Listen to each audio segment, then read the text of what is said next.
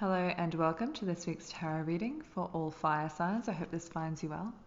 I trust you'll use your own intuition as your primary instrument of resonance. Leave behind what does not reverberate. Tarot does not tell the future. The only thing that determines your future is how you react, reflect, and respond to the messages herein.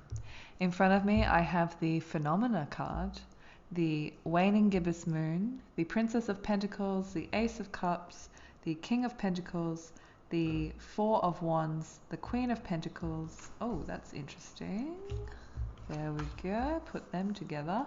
And the Three of Pentacles. So what I'm seeing here, the Phenomenon card, the Phenomena card. What is a phenomenon? It's an occurrence. It's a circumstance.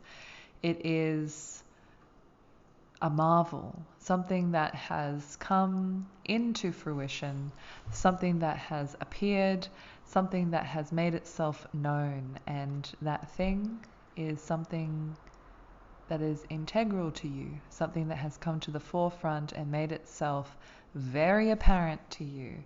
And the waning gibbous moon begs us to reflect.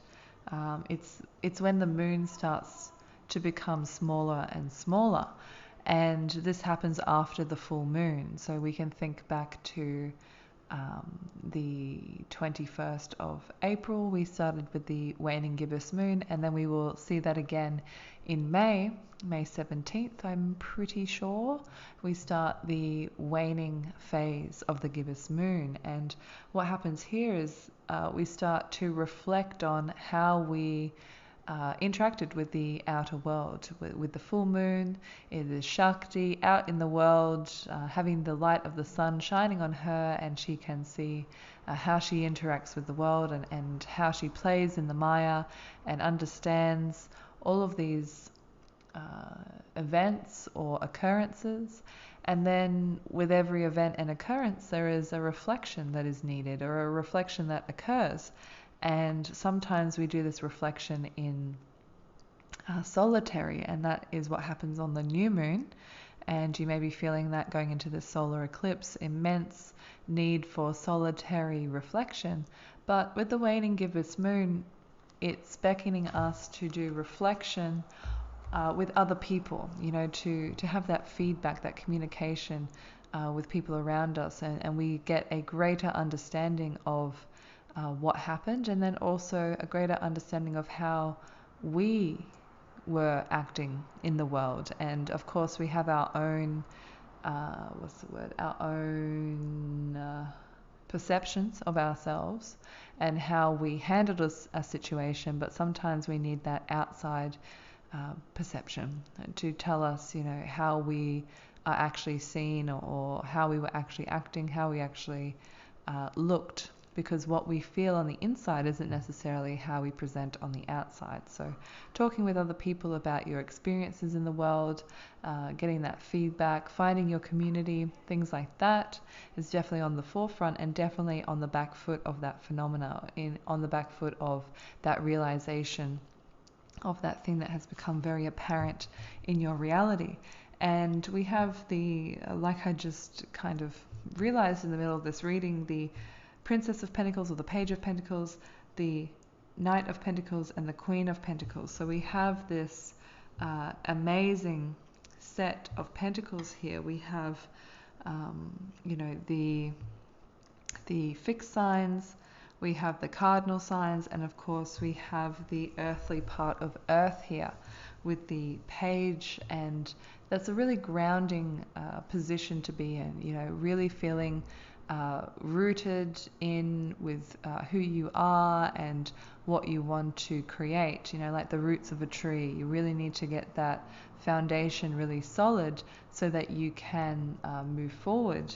And yeah, that's what the page is, the earthly part of earth. What does that mean? The most grounded of the grounded cards here. And then the King of Pentacles and the Queen of Pentacles, the masculine and the feminine here, the fixed and the cardinal signs, that stability, and also the fire starting that's kind of happening here. And it's definitely to do with material wealth, to do with investments to do with yourself, maybe your body, your physical self, and realizing that what you have sown in all of the other tarot cards before in the Pentacles are coming to the fruition of the King and the Queen. The real stable and enduring characters that are found here in these Pentacle cards. And yeah, you also have the Three of Pentacles and the Ace of Cups and the Four of Wands. And I just see the Four of Wands as like a happy marriage, or coming home to a nice house, a clean home, things like that. And maybe even a honeymoon, a vacation of some sort with your lover or your significant other, or with your friends, taking that time to go away on a little trip, a girl's trip, a boy's trip, whatever it may be. Whatever happens in Vegas stays in Vegas, if you know what I mean. And definitely a rekindling of relationships here as well. The Ace of Cups, realizing all the abundance in your life, and all of the spring that you can drink from, and all the love as well, the love that springs from that cup, and how you can fill others' cups now that you have maybe had that trip away, or you've played and explored in the world with that full moon. Now going into the waning gibbous moon, you're coming home and you can have that debrief. You can have that talk about what you experienced and how you felt, and that outside perspective of a counselor, or just someone lending an ear that you can talk to. And there is definitely some work coming up, the Three of Pentacles, and definitely work coming up with all these other Pentacles here, the Page, the King and the Queen. Mastering some sort of craft, mastering some sort of apprenticeship, and really getting stuck into it, and realizing that even though your craft may be seen as like a lowly craft, or nothing of real value in a way, there are people who will be coming to you who you think are superior or noble. As we see here on the Three of Pentacles, we see these noblemen and this monk coming to this apprentice. And those people in those upper echelons seem to have all the power, but really they have the vision of how the cathedral could look, but they don't have the means to make it. That's why they're employing the apprentice.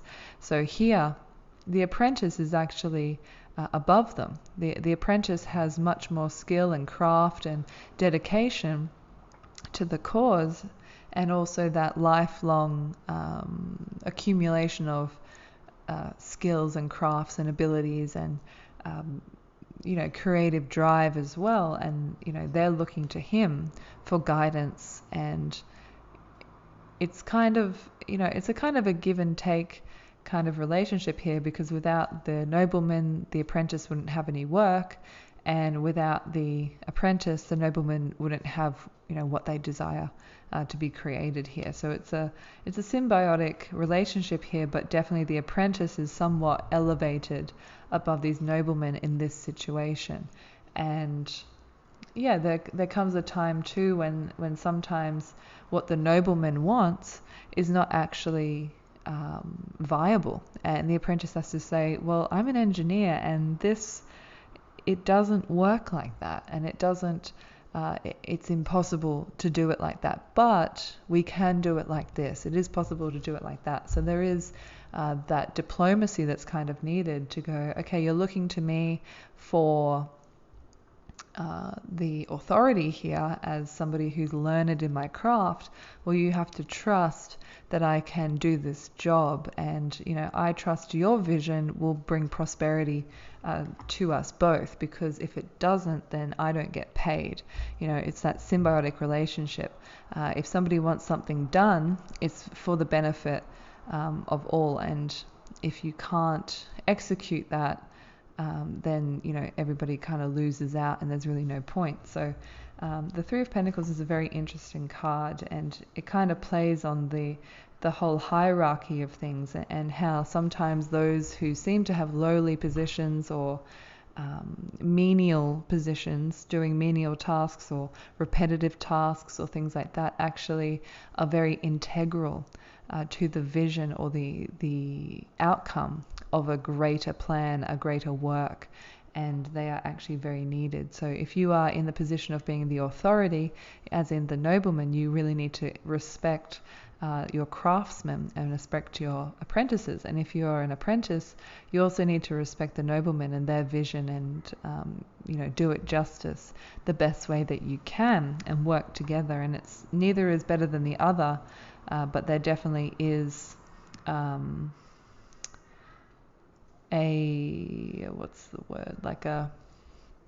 one is relying more on the other, kind of. Maybe not, because the apprentice is relying on the nobleman for work, and the nobleman is relying on the apprentice for their labor. So, it's a give and take kind of relationship here, and it can't work if there is dysfunction. It cannot work if there is not mutual respect, and it cannot work if each other's needs are not met, and there isn't some sort of collaboration or problem solving. I think problem solving is the biggest thing here, to figuring out the great work and to figure out what is needed and what is unnecessary. But the Queen of Pentacles is unanimous with I'm thinking of the Nine of Pentacles, the Empress. I mean, kind of the same that we see here. They're very, very interesting cards. Cardinal sign of Capricorn here, so methodical, not cutting any corners, making sure everything is just right. And of course the King of Pentacles here with the fixed sign of Taurus, so the beauty, the magic, the innocence that creation is. And then the Princess of Pentacles, or the Page of Pentacles, the earthly part of Earth, very grounded, very all-consuming. And I think that's all I see here. It is a phenomena. I'm seeing a big phenomena